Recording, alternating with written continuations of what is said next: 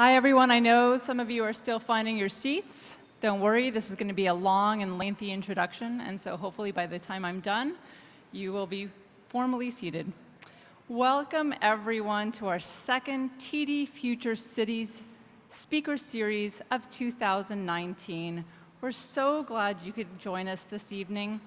My name is Orit Sarfati. I serve as Chief Program Officer at Evergreen, and I'm thrilled to see you all this evening. Let me give you a brief rundown of this evening. Tonight's event will start with a presentation by award-winning architect Douglas Cardinal. After that, we'll invite our panelists, Riley Yesno and Lindsay Swooping Hawk Kretschmer, on stage. Our moderator will be Kyle Edwards, and he will lead a discussion as well as Q&A. Now, for the question and answer, hopefully you'll have received a paper and pen when you arrived. During the presentation, feel free to write down your questions and raise your hand. Volunteers will be coming through the room and collect your cards so that we could jump right into the question and answer when we're ready.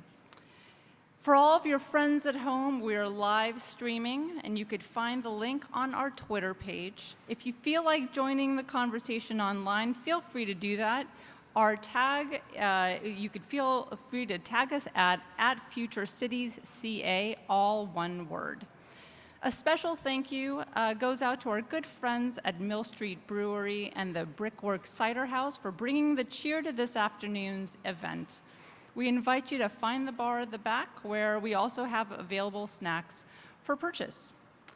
This is one of a number of events that Evergreen hosts free and open to the public. If you would like to support the work we do to help shape the cities for the future, please consider making a donation. You could visit our website, or you could use the FUI app that our wonderful volunteers who are waving over there to my right can definitely help you use.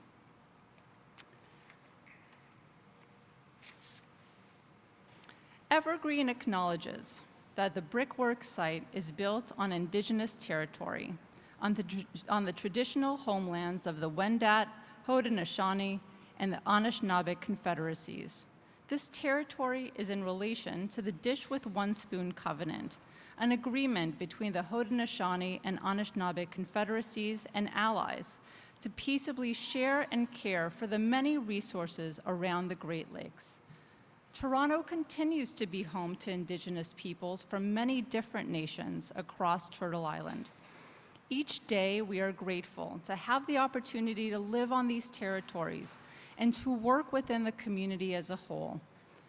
You know, Brickwork serves to bring people together as a community gathering place. But of course, this land has been a site for gathering for millennia. When we seek a connection to this site, we often look to the trails we've built and the gardens we've grown and the signs we put up pointing people to the washroom or to the next meeting room. But of course, generations before us have had a connection to this site in many, many ways. When I have the privilege to acknowledge the homelands on this site, I'm reminded of the stewards who have come before us, and my commitment is strengthened to honor their relationship with the land through our relationship with the land and with those who use it. And now it's my opportunity to introduce TD. Last November, Evergreen was thrilled to reveal our new national hub for city building, the TD Future City Center, and we're all in it right now.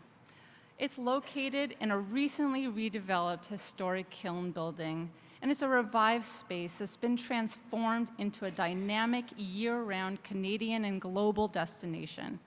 The center ignites conversation. It accelerates ideas and demonstrates innovations that will shape our cities for the better and for everyone. As part of our partnership with TD, we're hosting this event and others as part of a TD Future Cities Speaker Series. It's an ongoing conversation that features an international roster of leading minds in city building. And to tell us more about that, I'm happy to introduce Cleo Straram to the stage.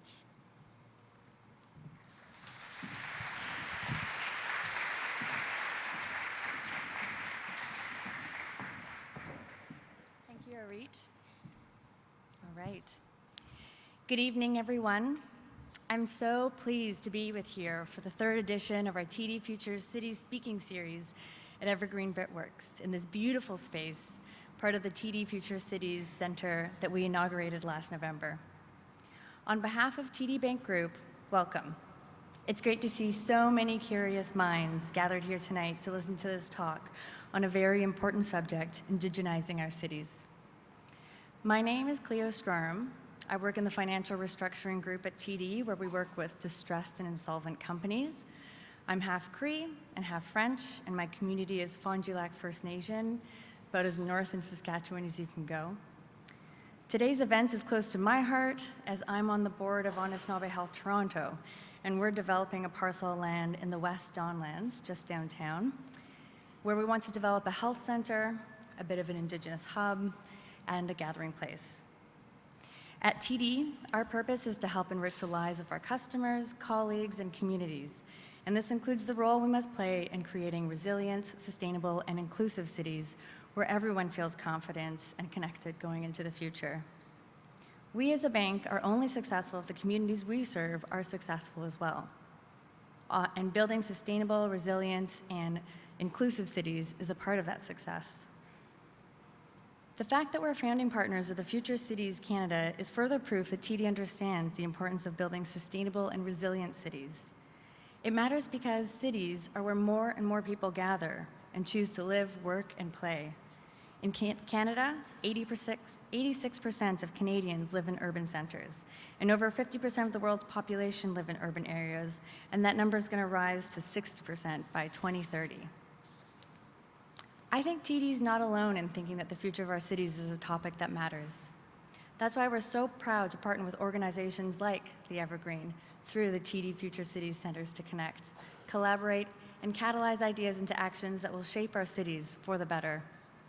TD and Evergreen have a long history of working together. We've been partnering for TD Friends of the Environment Foundation for almost 2 decades.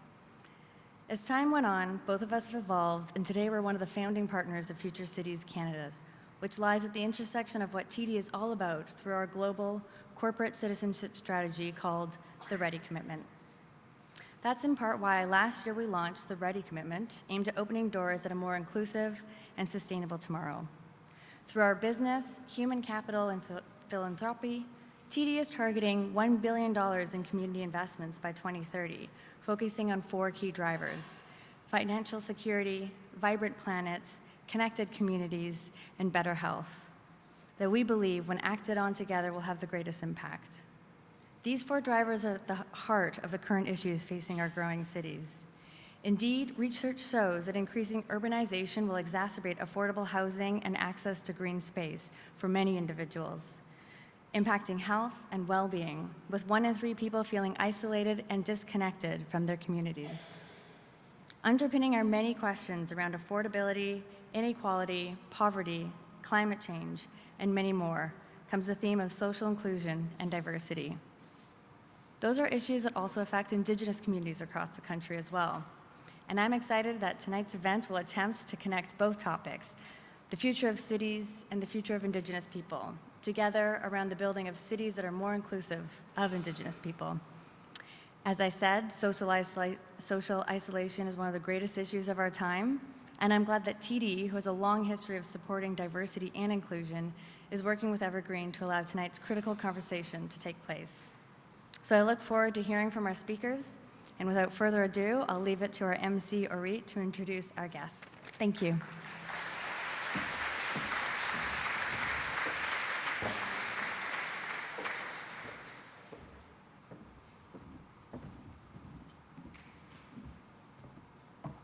It's now my pleasure to introduce Douglas Cardinal. Douglas Cardinal is an architect, a planner, an activist, a Anishinaabe elder. He was born in Calgary 83 years ago. Cardinal is quoted as saying, "I identify as a man with Blackfoot and German roots. I am from Métis roots." And in some respects, it's an embrace of this duality and a grounded connection with nature that are so evident in Douglas Cardinal's prolific achievements. His contributions are on display across a career of building community gathering places, but they extend well beyond architecture. Douglas Cardinal has been a leader in human rights, affordable housing, environmentalism, and sustainability in community planning. Douglas Cardinal's works are many, and this introduction does not have time to describe all of them. They include the Edmonton Space and Science Center, the First Nations University in Regina, the Smithsonian Museum of the American Indian, the unceded installation of the Venice Biennale, and the Canadian Museum of History in Gatineau. It also includes one of my favorite city halls in the city of St. Albert, Alberta, which I fell in love with the first time I entered it. Douglas Cardinal has made an indelible contribution to what it means to live with nature.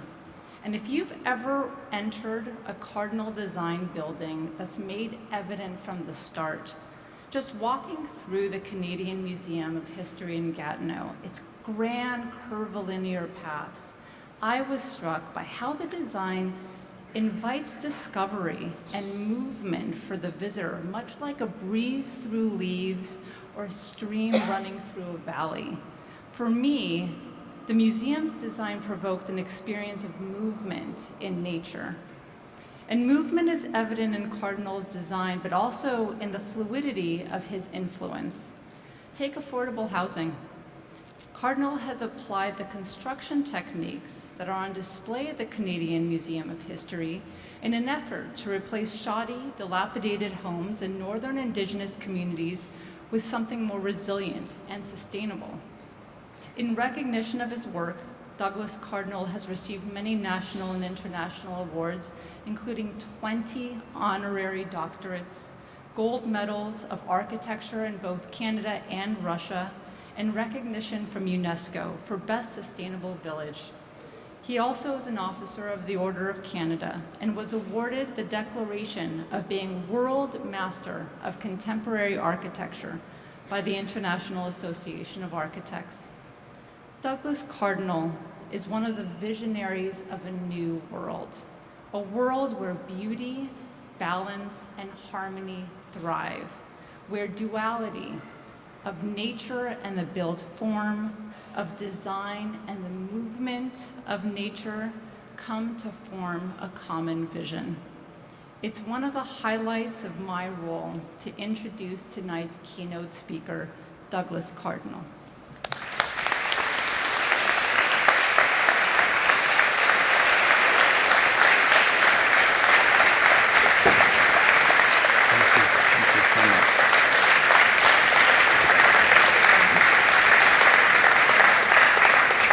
Thank you. Thank you. It's wonderful to be here and share with you some of my experiences. And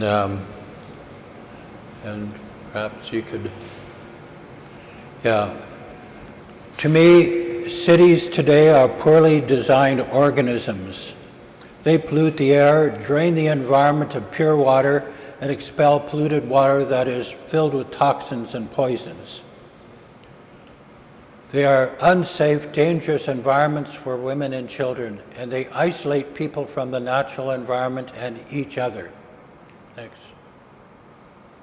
Cities today are designed to treat people like consumers. They are exploitive of the environment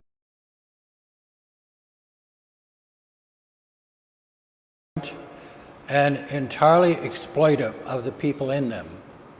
Next. Some of the best planned cities were planned before cars were invented. These cities were designed to allow people to move freely through the city. They were designed to have plazas and squares to encourage people to get together and socialize. Next. I had the opportunity when I finished the museum, knowing my concerns, the minister in charge of rebuilding Germany asked me to come and see how they rebuilt Germany and address some of the concerns that they had in rebuilding their cities, because all their cities, of course, were flattened, and they had the opportunity of rebuilding them again. And so I had the opportunity of meeting the architects that planned before the war, during the war, and after the war. And they had many places for people, and they had, of course, vehicles that would have to maintain these streets, but early in the morning, but around 9 or so, these bollards came up and there were no cars allowed at all.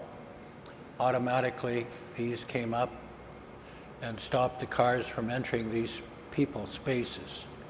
Next. So, one of the cities I visited was the city of Cologne.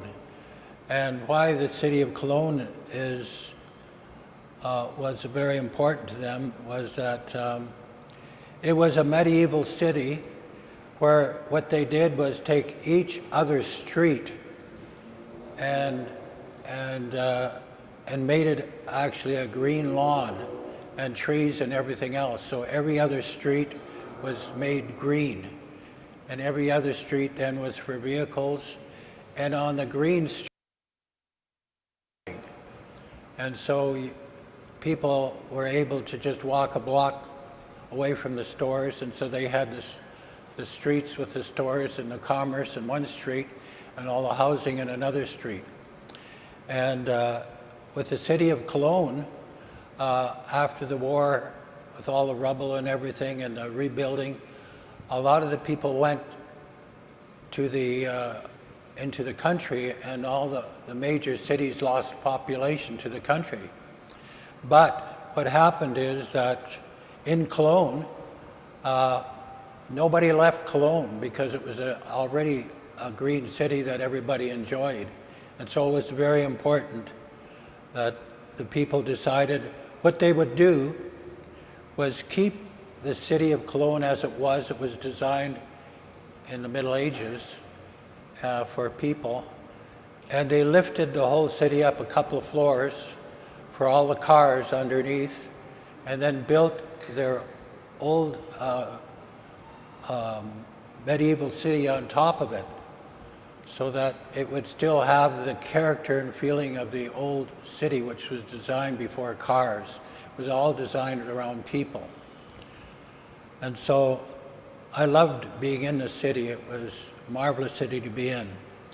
And of course the architecture, just showing the cathedral in Cologne, that was their spiritual center. And when you walked in that space, you could feel the spirit of the people in that space. And it was a magnificent cathedral. They had to rebuild it, of course, because part of it was bombed. Next.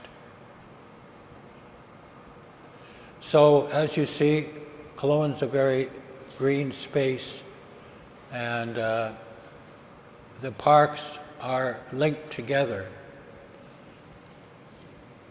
Next. And this is the street that's not paved, it's green, with trees and housing on each side. Next. And even the areas like entering into these communities there's a lot of trees and greenery. And also, I just wanted to show the city park in New York. See how much green space that is. And that's so important for the people of New York, because people really live in that park and enjoy it. And it's so important to the city of New York to be able to have that park. And working with the community there, that park is essential. And it's a park that's alive with birds and animals, and it's just an amazing center for the whole city. New York wouldn't be the same without it. Next. Now, this is a map of all the green spaces in London. London has many green spaces, but typically the planners have divided and conquered nature where nature is not interconnected. But it has got quite a system of parklands, and I must say that's where everybody goes, to these parks, and also socialize and talk about politics. That's where people stand on their soapboxes and get audiences to be able to talk about the city. And as you see, the river runs through the city, but it's not connected to the parks, unfortunately. Next. And this is Berlin. Now, when I was in Berlin, I had to go through Checkpoint Charlie way back when they had the walls all around it. So it was a walled city. And wherever you drove, all of a sudden you hit a wall. And so the people in that city couldn't get to the country. It's like most of our cities on the weekend, people leave them like rats leaving the ship. I mean, let's get out of here and get into the country and be able to breathe and get some connection with nature. And because if we don't connect with nature, it affects how we think and feel, because we disconnect ourselves from nature so badly that we created a lot of mental health problems for ourselves, because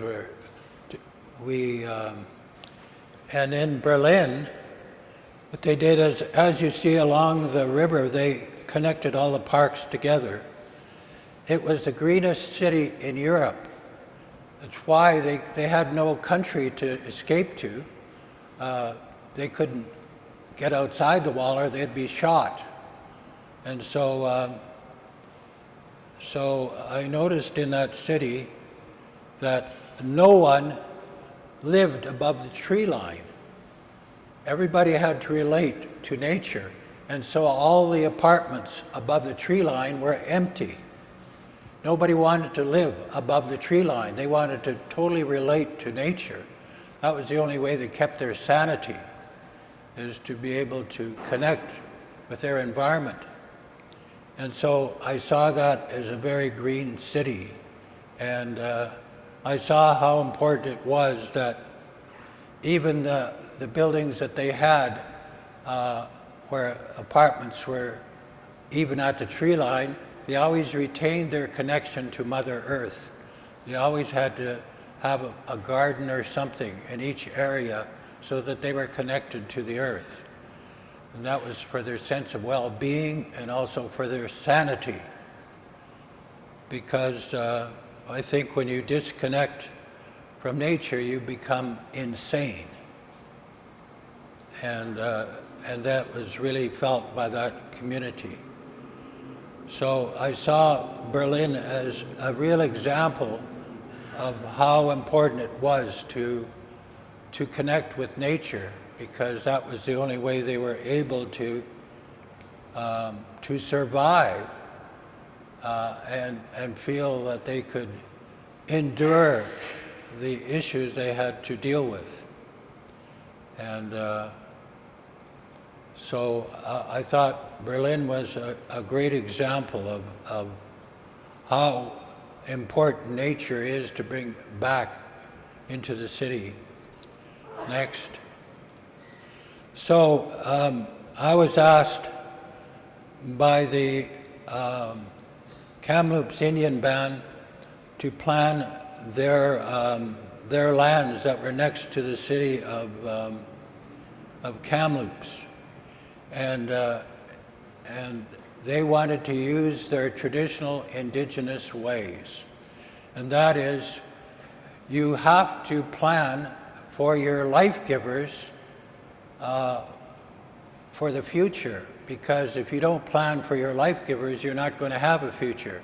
And I'm talking about the life givers as being the animals, the birds, the fish, the plants. All of these other life forms have to give up their lives so that we prosper as human beings. And as these beings give up their lives, we can't even survive. So if you don't plan for your life givers, you have nothing for your future. It's like having a Safeway store that's filled with inventory. You open the doors and everybody comes in and takes until all the shelves are empty. That's the kind of idiocy that we're doing with our planning. Do you think that's a good economic model? Of course not. Doesn't make any sense whatsoever. But that's the way we're planning. We're only thinking of ourselves today. That's all. Me now. To hell with the future. To hell with the future of our children's children. That's not the Indigenous way. When the settlers came here, they saw a veritable Garden of Eden, everything in balance and harmony, while their environments were being destroyed by their way of thinking. Because they're thinking that we are dominion over nature, and that is the most arrogant thing that you can even conceive, to think that we're dominion over nature. And that is what is getting Western civilization in serious trouble, because we are nature. And so these people here said to me, don't plan the city, don't plan our land like they did the city of Kamloops. They came in and they took all the parks and they put them into little areas, and they're all disconnected from each other. They divided and conquered nature so that there's no connection between the aspects of the environment. They have put all the water that runs on the land in streams and in little creeks and rivers, and they put them in pipes so that all the pollution from the streets and the roofs and everything else gets dumped into the river, and it's killing all the salmon. And that's not the way to be. We can't do that to the salmon, because we respect the salmon more. We respect the life in the river more. Don't be like those people in the city of Kamloops. And so they wanted me to entirely plan it according to our Indigenous traditions. And that is, you have to plan not only for people for 7 generations, for the generation that you don't see, but you change their lives if you're not responsible. It's just like right now, look at the mess that the next generation has to clean up because we've been so selfish in our generation. And we put the onus on them to clean up the mess we have created by our way of thinking. And these elders didn't want to do that, so they asked me to follow the traditional ways. So this is the designated bands. They fought very hard to get their lands back. They had 80,000 acres of land they got back from the settlers according to treaty. And so then they wanted to replan their land. They asked me if I would do that for them. So, next. The first thing they did was lay out all their cultural areas, the areas that were very important for them spiritually, the areas that they had ceremonies and special areas that were spiritually really important to them. And the next slide. Then they laid out their traditional use areas, like how they used that land in the traditional way. For example, they grew special herbs and medicines on that land that would help their immune system and medicines and stuff. Then their traditional use areas, how they used their land, and the historical uses of their land. They wanted to preserve their history in the various areas. Next. So they wanted to also outlined those areas where there were species at risk, like these animals and these that were at risk, because they felt if you destroy a species, that's a crime against the Creator, you know, because how can you destroy a whole species? You know, that's unthinking. That's criminal. And so they said, well, we have to preserve those. We have to honor those species and make sure that they have a proper place so that they can have a future. Next. Then they're looking at their recreation area because they use their young, they use these areas to explain to their young people how to be proper stewards of the environment. Next. So in these spaces here, the elders show the habits of each of these animals and their paths in relationship to the water, and why do we have to disturb their lives and their paths and their existence. The elders charted out their paths and their existence for each one of these creatures, because we have to respect them and honor them, because they are our brothers and sisters. Next. So again, there was this creek running through, and we have to make sure that that creek is preserved and not polluted, because it feeds all these creatures, and therefore we have to make sure that that water is proper. At the same time, we have to have a buffer zone, and the government said there's something like 15 meters buffer zone. The elders said, forget it, make it 100 meters. We have to think about the beaver, and they have to survive as well. And so you give more space for these other animals. Next. So that was the overall recreation plan that we had, because we needed a place to be able to teach the young people about our traditions, because we had to pass on this very important way of being proper stewards of the land. Next. So we created these buffer zones for the water, and then we of course put people where they wouldn't destroy all these other forms of life. So this is a plan where man and nature work together in harmony with each other, respectfully of each other, where we look after our life givers. And that's the way we have planned those traditions for thousands of years. That's how we planned for thousands of years. That's how we educated all our young people to plan and to be proper stewards of the land.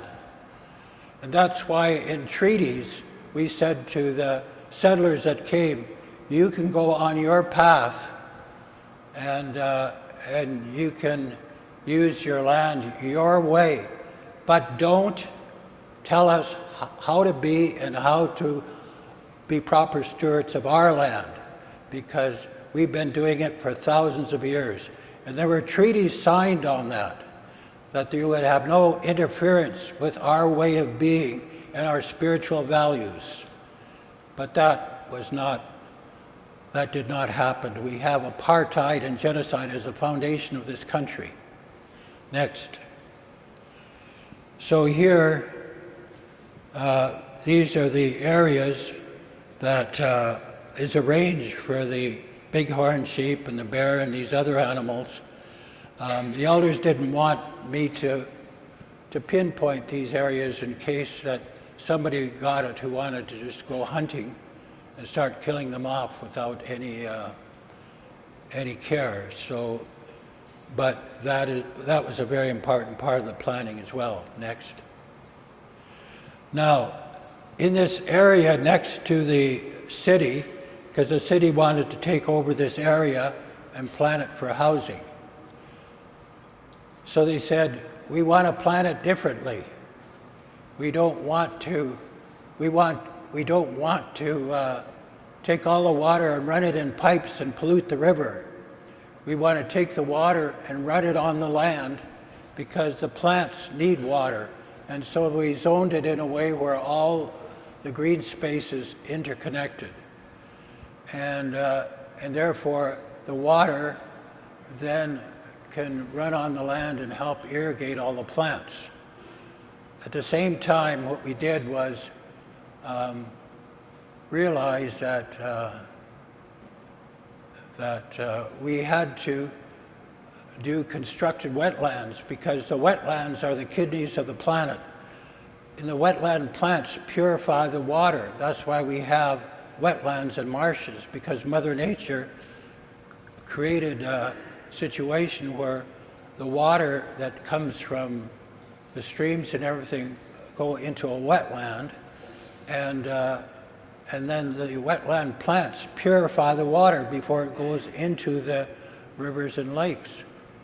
And that's why Mother Nature designed it that way, so that there'd be pure water for the fish and the life in the rivers and the streams, you see. Mother Nature planned all of this, and all one has to do is realize that we have to respect Mother Nature and realize that we are part of Mother Nature and have to learn from Mother Nature. So our schoolroom was our Mother the Earth. She taught us how to be, and that's how we carried on our traditions. So when we wanted to be able to run the water from the roads and the roofs of buildings and whatever, and collect them into wetlands so that the water, once it went into the river, would be pure so that the fish would be able to survive, because the salmon is so important to the people, and the salmon gave the people their food and their lives.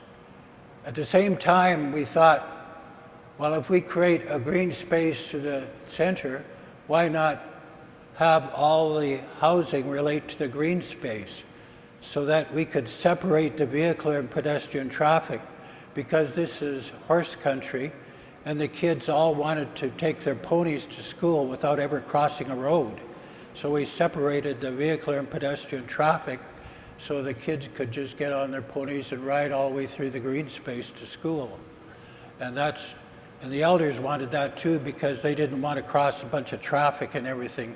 They wanted to have a nice green walkway to walk to the center that's close to the bottom here. So that was the way they wanted to plan it. Doesn't that make sense? Isn't that logical and reasonable? Isn't that the way to do it?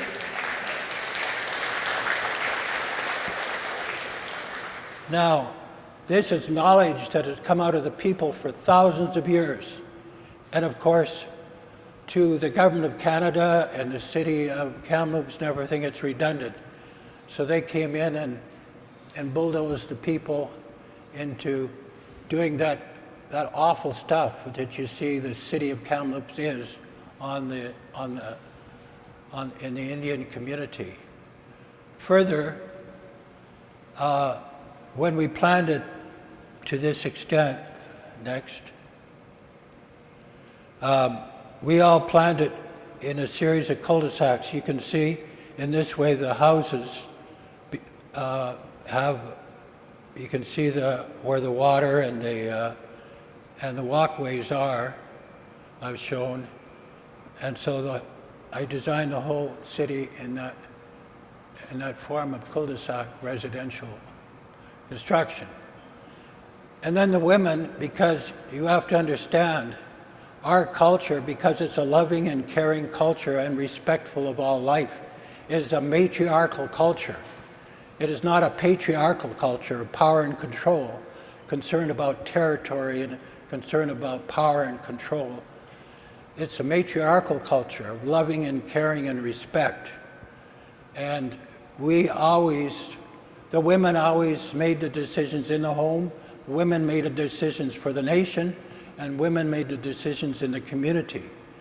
And so, as an Indigenous person, we revere and honor the decisions of our mothers, and we honor the decisions of the mothers of our children.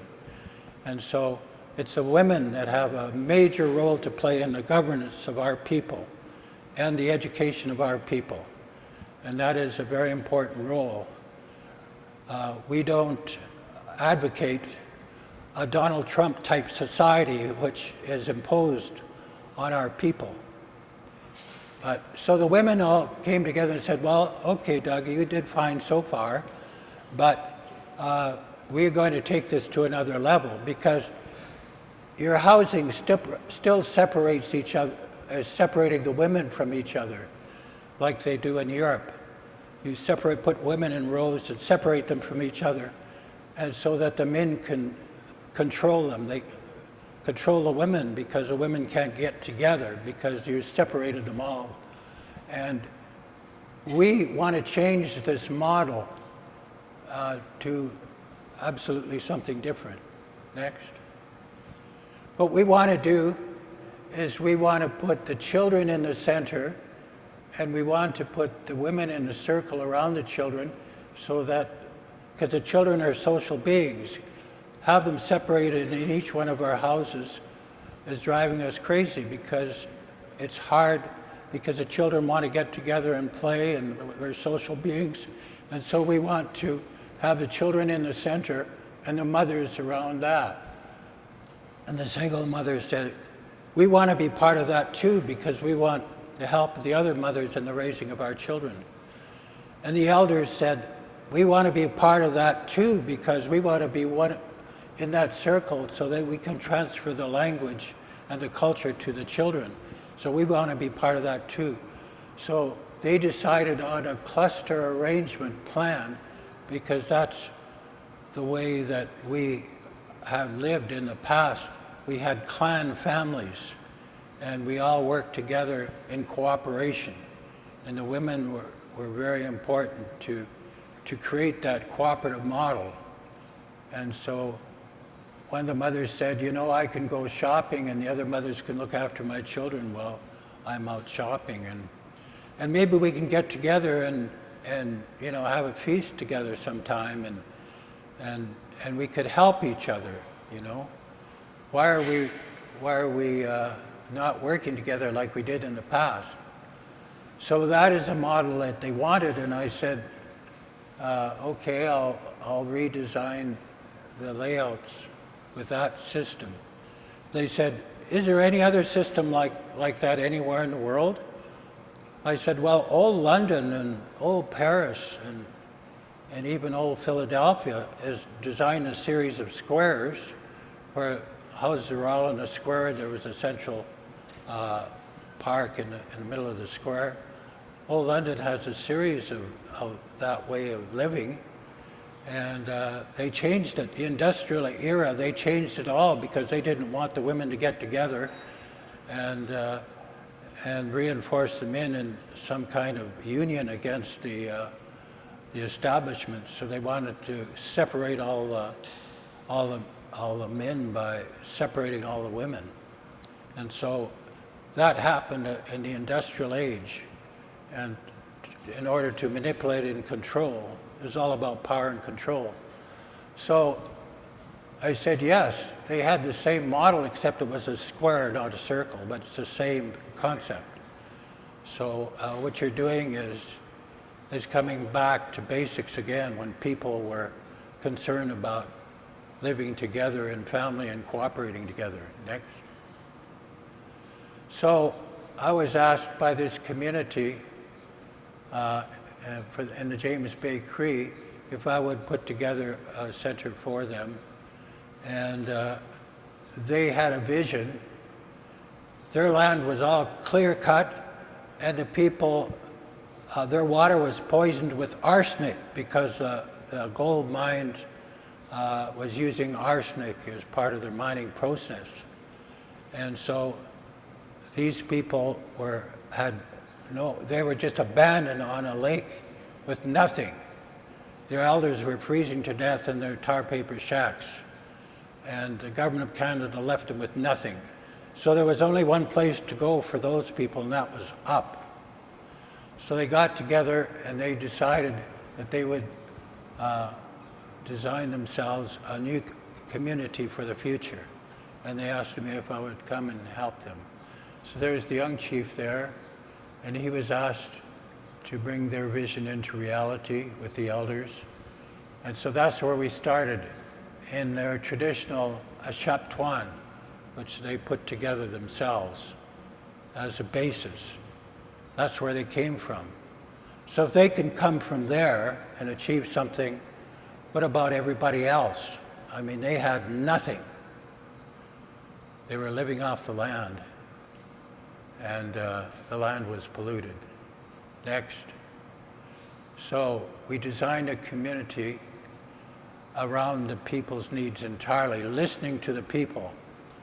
And all 500 of them would come in, and they would plan it, and I would listen to them, and I planned it exactly the way they wanted it to be planned, because they were the ones, they knew what they needed in here. They didn't need some Yahoo from Ottawa telling them what to do.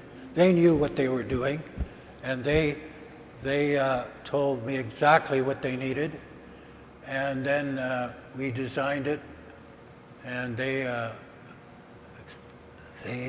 got together and figured a way to build it, and they won a United Nations award as a Village of the Future. So that's what they were featured in Hanover, Germany at Expo 2000, because they had solved their own problem. And that's what happens when you give people the opportunity of speaking on their own behalf instead of somebody else telling them how to be and what to do. The felt needs of the community were the ones that were driving the whole design process. And that's what's necessary in our community. Not somebody in Ottawa telling us what to do, but the people themselves coming and saying what they need. And they were featured in Hanover, Germany. So that's their community. And now they have self-governance.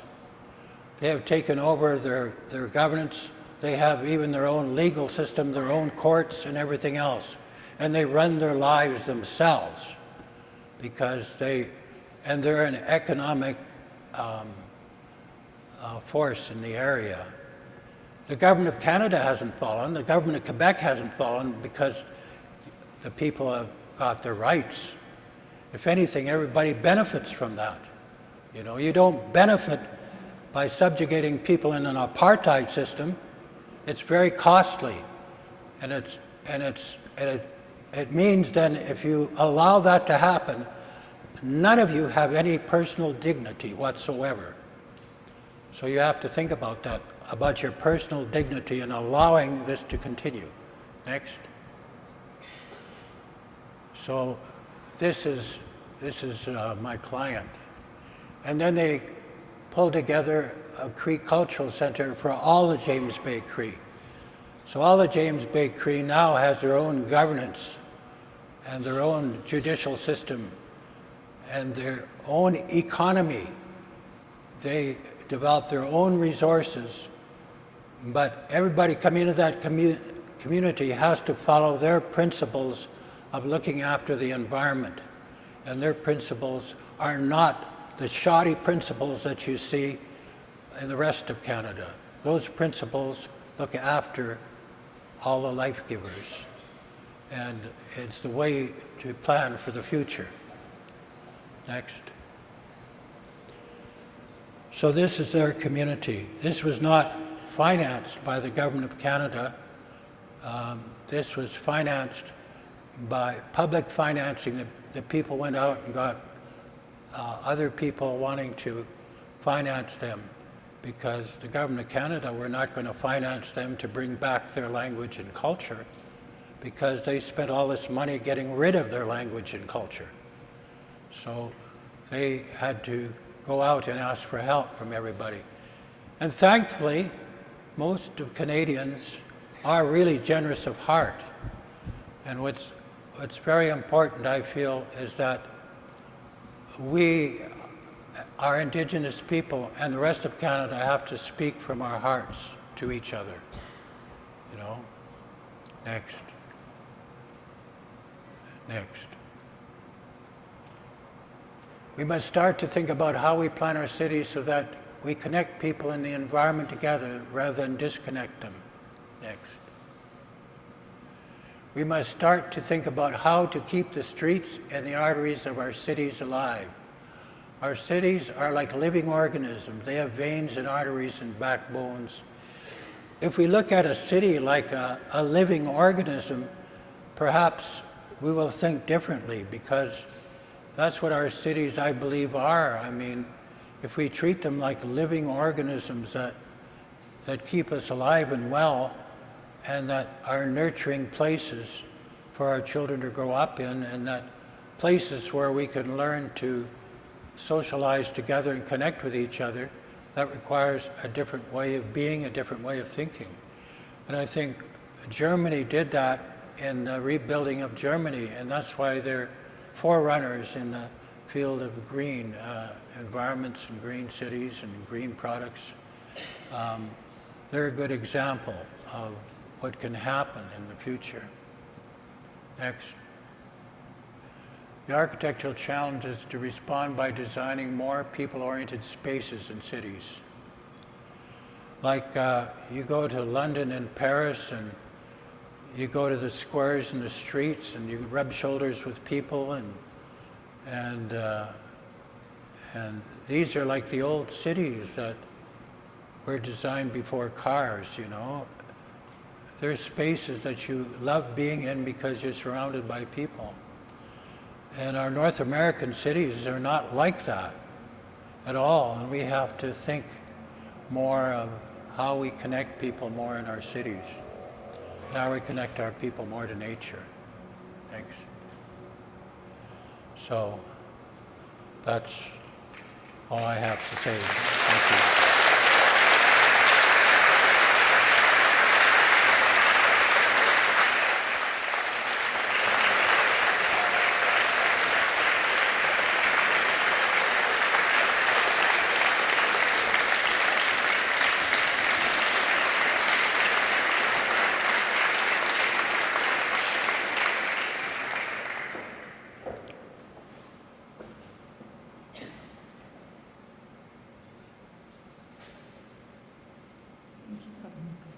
Thank you. I'm going to welcome our panelists and moderator to the stage now. Lindsay Kretschmer is the Executive Director of the Toronto Aboriginal Support Services Council. Lindsay's family comes from 6 nations of the Grand River Territory. She's German and Mohawk, Wolf Clan, and her spirit name is Swooping Hawk. Lindsay has worked in the nonprofit sector for nearly 20 years. She served in senior management roles both locally and provincially. She started her community service work as a volunteer with Council Fire Native Cultural Center 19 years ago.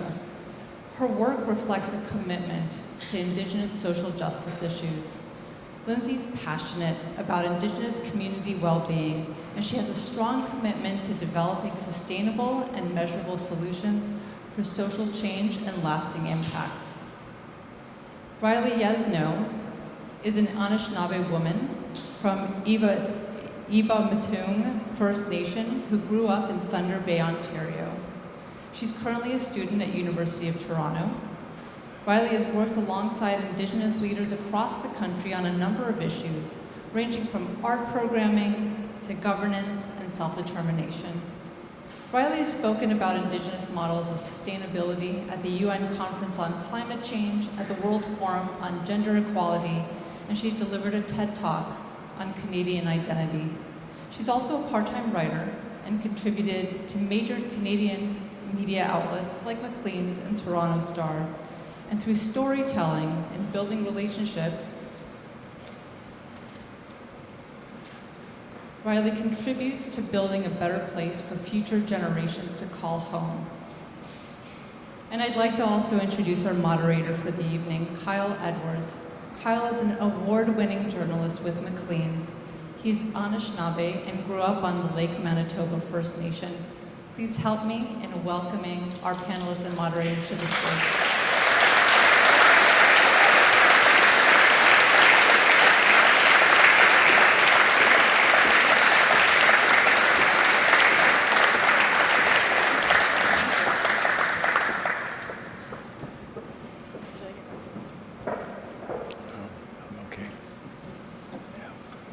Hello. Thank you everyone for having me, and thank you to Lindsay, Riley, and Douglas for being here. I'm just going to get right into questioning because we don't have a whole lot of time. But Douglas, I'm going to start with you. What does it mean to indigenize Canadian cities? And are Indigenous residents part of the vision process for the future of cities? I think that to indigenize cities, I think our elders say that we have to teach the immigrant culture to love and care. And that was very important, to love and care for each other and love and care for all life on this planet and life around us. And our elders say that's what we have to do, because I think our brothers and sisters who come across the ocean have forgotten that we need to learn how to love each other better and love life around us better. Riley? What does it mean to indigenize Canadian cities? And are Indigenous people currently involved in that process? Currently, no. But if you're going to ask me what the process of indigenizing a city is, I believe that they'd be an integral core part of that. I think all of Douglas's stories and his work would show that the elders were the ones that had the knowledge of the animal roots and where we needed to protect that and how we are going to best build up the next generations, and all of this knowledge that we've had for a millennia. I think in terms of what an indigenized city looks like, until maybe 5 minutes ago, I had never really seen one, never seen what one could be. But now with that understanding, what I noticed most when you were talking was about how the examples you gave were cities that were either starting from nothing or had been completely destroyed and then sort of built back up. And so that touches on what I think my biggest problem with the concept of indigenizing cities is, which is that it connotes like a building on or adding to what currently exists, when in fact I think it really integrally means we have to destroy a lot of what is the poisonous things that we have built and put in its place. There's decolonizing before we can indigenize anything. Lindsay? Is this on? I would echo my friend Riley in that in order to indigenize, if you will, you have to decolonize, and that begins with a re-educating of an entire nation of people who perhaps didn't receive that truth-telling. If you grew up here, you went to school here, you immigrated here, regardless, many people did not receive an adequate and true education on our shared history.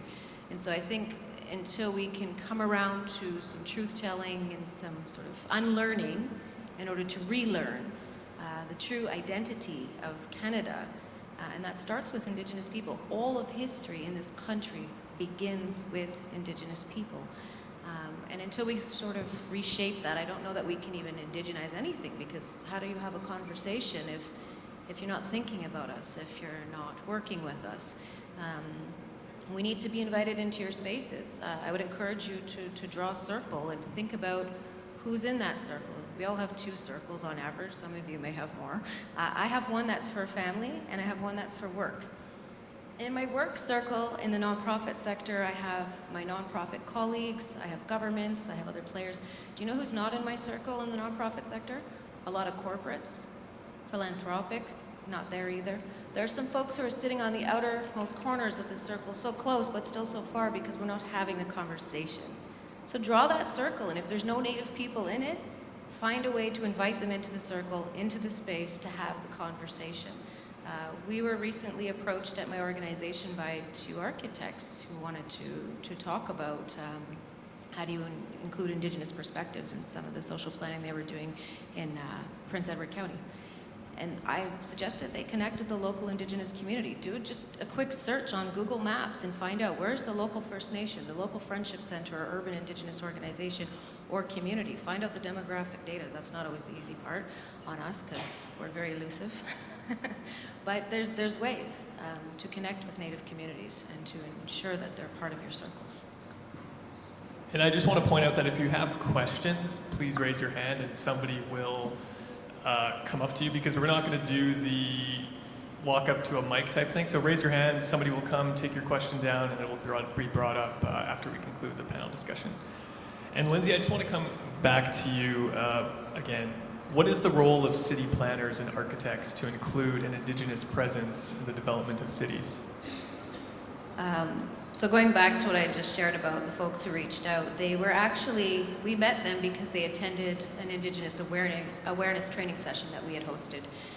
And they were just fascinated by all the stuff they had learned that they didn't learn growing up here in Canada, and they were trying to figure out, as architects and social planners, how to better include and incorporate Indigenous people and knowledge into the equation of their work. And so when they reached out, I hope they won't mind this, but actually it was about a statue, a Sir John A. statue to be specific. And he's in storage right now, and they won't tell me where he is, but I asked. And he's in storage, and they wanted to know how could they reinstall John A. In this highly public area of a small town in Prince Edward County. How could they reinstall him while also including the Indigenous perspective on history and the legacy of residential schools, which were very much the ideologies of the time with John A. and other friends like Ryerson. And so that's a really great question. And I don't know that it's one that gets asked a lot when we're erecting monuments or buildings or other things. Are we actually taking stock of where we are, what we're trying to convey? Because some of these things are going to be long-standing objects. We really need to move into a place of having the conversation, and this should start right from school. If you go to a school where you're learning to be an urban planner or an architect or any of those things, you should be learning about Indigenous history. You should be learning that there's some really cool examples. Right here in Toronto especially, we have sweat lodges on rooftops downtown, right at Yonge and College. We have become very innovative in how we've built in ceremonial spaces within the context of urban setting. And so urban planners and architects need to know that, and they also need to know the local geographic area and the space and who's where, and to connect before doing it. And not including us after. Let me just finish there. Do not include us after. Don't make us an afterthought. It should be right from the onset, because sometimes that happens too, and that hurts. Douglas, as an architect, what is the role of architects and city planners and the role of indigenizing Canadian cities? Well, we put together, representing Canada, some 18 architects and planners on the that showed how our worldview affect our whole planning process in Venice, and they brought that back to Canada at the museum there. And the 18 architects presented how important it was to listen to people and come up by bringing their visions into reality, and how important it was to serve them. And when I was in Venice, there's this architect from London came to the exhibit, and she says, "I get this exhibit." She says, "I really got it, and I'm going to go back to my office and give you a book that I wrote." And I think you've addressed that. And so she come back with this book, which was called Ideals Before Ideas.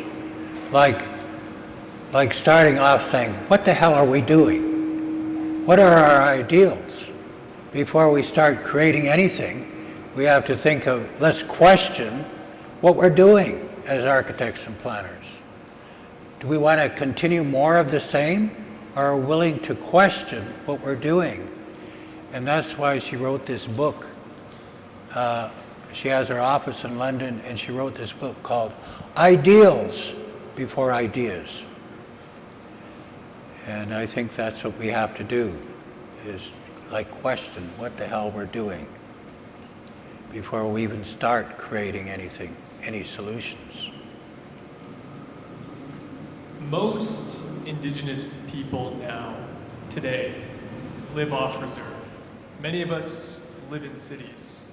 And I want to come to you, Riley, with this question, because as someone who hasn't always lived in a city my entire life, one of the things I always wonder about is spiritual, cultural spaces. As Douglas mentioned in his presentation, we are disconnected from nature.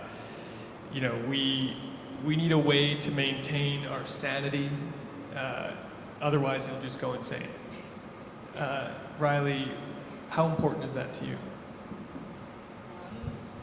That's a great question, and I might have to get back to you whenever I figure that out, because I still, now having lived in Toronto for almost 3 years, that has been the most difficult part for me.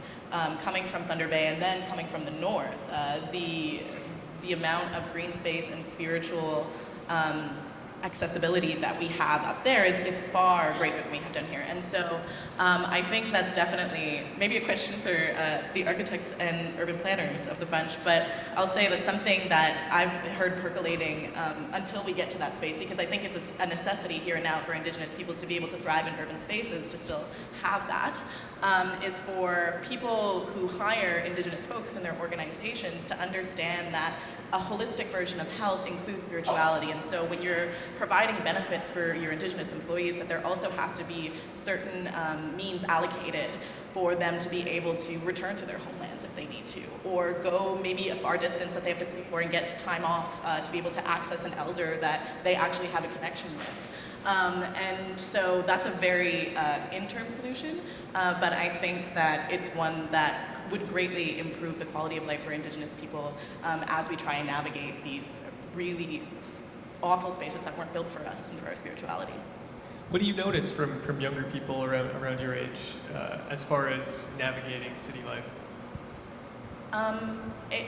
It's difficult, for sure. I think back to Thunder Bay, for Indigenous youth in Thunder Bay, that is certainly one heck of a city. And then even more so in Toronto, I think that we are right now in this period of really trying to heal from all of this intergenerational trauma. My generation would probably be the first generation that hasn't attended residential school. And so we've kind of been left without these tools to be able to navigate these spaces, and we're really developing them on our own. I think youth congregate and they make their own networks and their own support systems in a city that refuses to serve them and give them to them. But I will say that it is a challenge if you look at the stats, right? Indigenous youth are some of the highest, the most represented in homeless populations. They're the ones that struggle most with housing, with getting a stable income, and in every statistic rating to inequality, Indigenous youth are highly overrepresented. So there are challenges, but I think Indigenous youth are building them for themselves, their solutions. Lindsay, would you have anything to add to that? Yeah, sorry. As far as having cultural and spiritual spaces within a city, how important is it to include those spaces? So I think sometimes there's this misconception that Indigenous people are over there somewhere, and we're not. We're here. We're here in urban centers like this one. And to Riley's point, I think young people don't always see themselves reflected, and that's in a number of ways, not only for spiritual space, but also in being able to see an Indigenous presence in this city. The new installation of the medicine wheel at NPS, great step in the right direction. There needs to be more of that for our young people to feel a sense of identity and pride. And interestingly enough, there are a lot of folks who come over here to visit in terms of tourism, and they're always looking for us. That's not a joke, especially the Germans. I know this because that's how my mother met my father. They're always looking for us, and they don't always see that visibility. That's a big one. And in terms of the spiritual spaces, we need a place to connect back, and I think you can do that in an urban center. A lot of our organizations have found really great ways to do that. I mean, NAMI Res, which is a men's shelter in the west end of the city, they've got a sweat lodge in their backyard. And I mentioned the rooftop one, and there are healing gardens, and we are trying to reclaim spaces. 2 years ago, a friend of mine was riding through the Don Valley right over here. She sent me a text and a photograph of a sweat lodge that someone built in the Don Valley. Totally not a permit sweat lodge. There was no permission for that, but someone reclaimed the space to be able to do it. And I think we need to start thinking about what that means. And for those of you that don't know, there will be a huge installation of a healing space at Nathan Phillips Square in 2021, I believe, to commemorate residential school survivors. And it will be used as a teaching, healing, and gathering place for Indigenous and non-Indigenous to come together in a good way. And one of my favorite lines from Douglas, from your presentation, Douglas, was you said, if you don't plan for life givers, you said if you don't plan for life givers, you have nothing for the future. You considered Indigenous people stewards of the land, so to speak. What can city planners learn from the Indigenous worldview that you spoke of? They have to plan not just for the future of people, but they have to plan for the future of all the animals, the birds and the fish. They have to plan for their future as well, or else it's pure idiocy in what we're doing.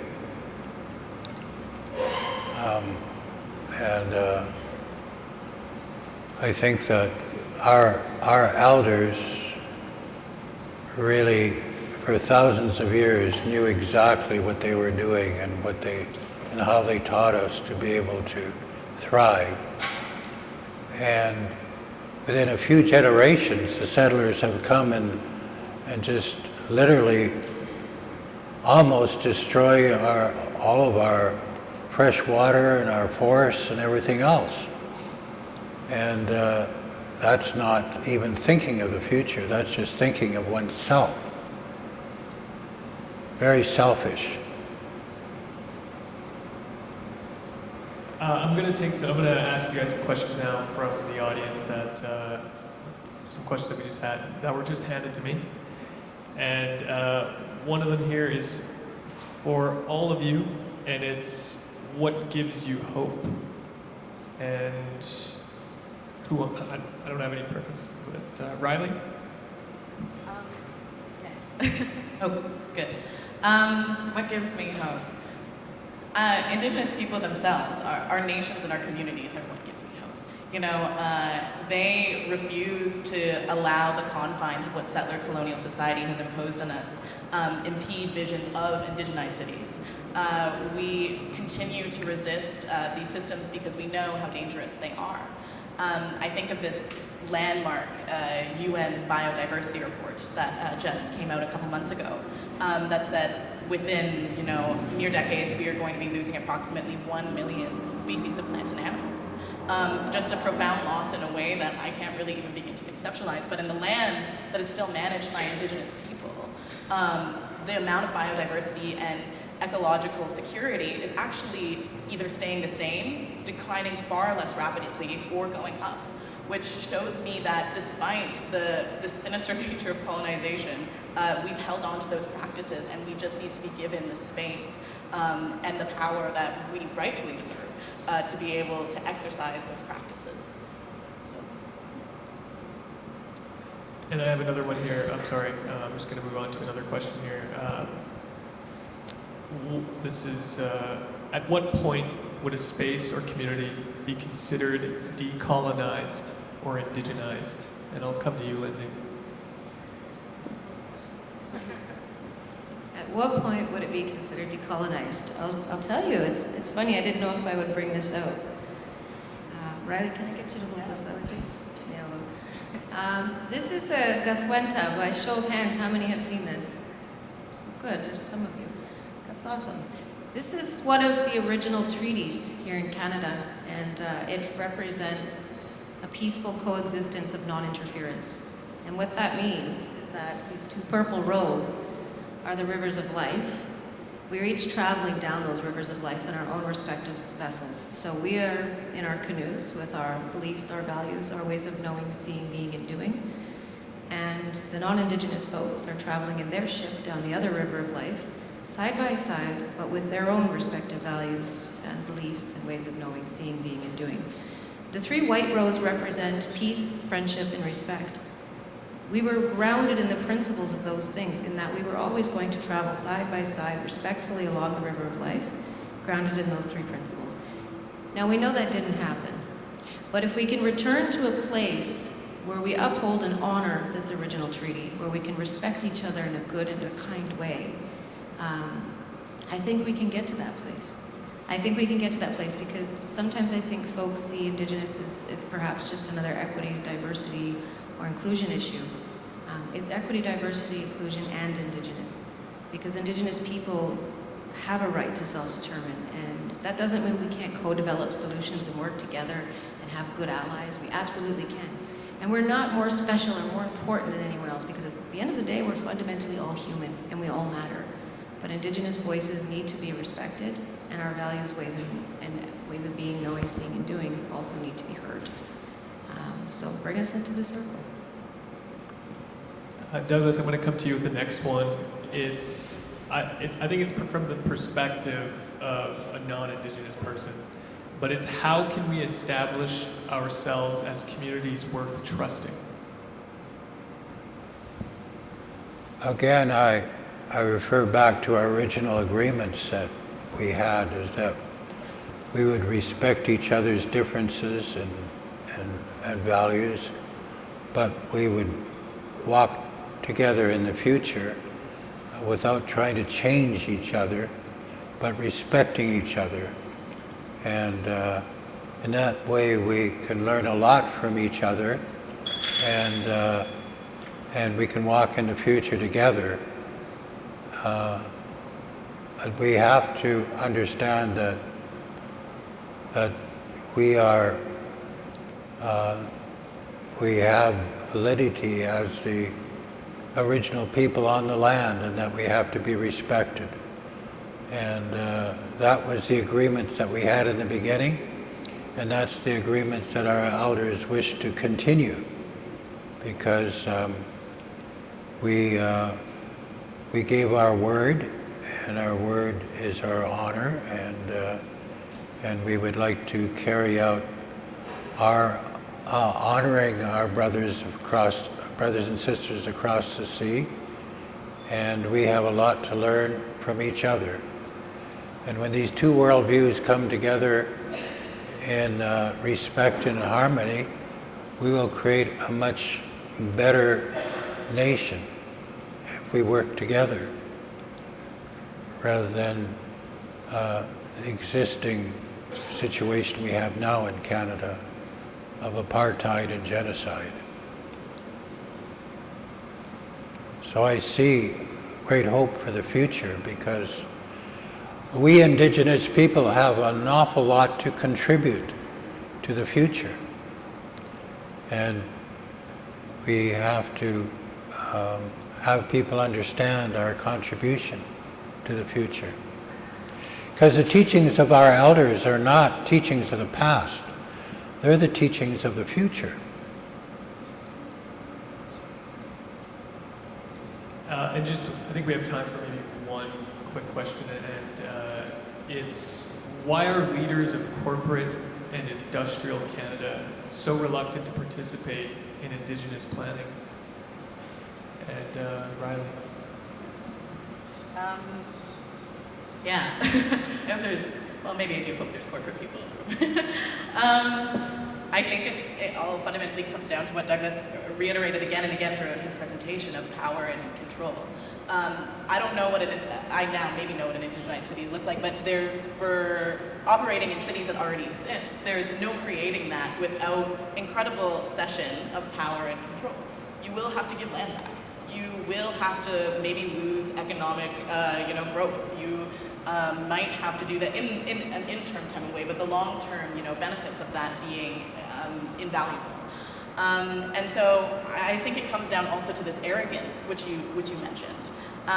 If anybody knows Jesse Wente, I believe he was the one who said this, and it totally blew my mind, but it's entirely true.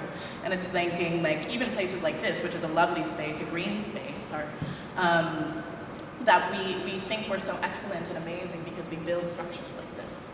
But the animals with the fur, they don't have to build structures like this to keep them warm. They don't have to build, things to keep them safe in the winter and do these things. They were equipped with them naturally. And so in that respect, we are the most pitiful of all of the organisms that could ever be on this earth. And the idea that we are anything but is all of the illusion that we've sold and a lie that we've sold ourselves. And so until people, especially people with power like corporate leaders, are willing to recognize and unlearn that, I feel like it'll be a hard time until we can get to that spot.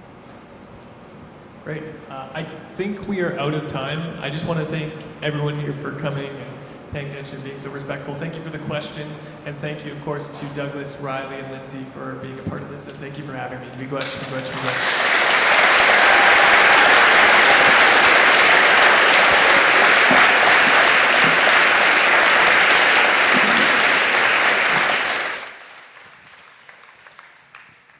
Well, thank you to our speakers. I'd also like to thank TD for their support in making tonight's events possible. Thank you to our volunteers. And thank you, our audience, for joining us tonight. The next TD Speaker Series event is happening September 11th. We'll be joined by author Eric Klinenberg for a discussion on turning spaces into places, making the most of our social infrastructure. The bar is open, so feel free to continue this conversation here and elsewhere. And thank you again. We'll see you on September 11th.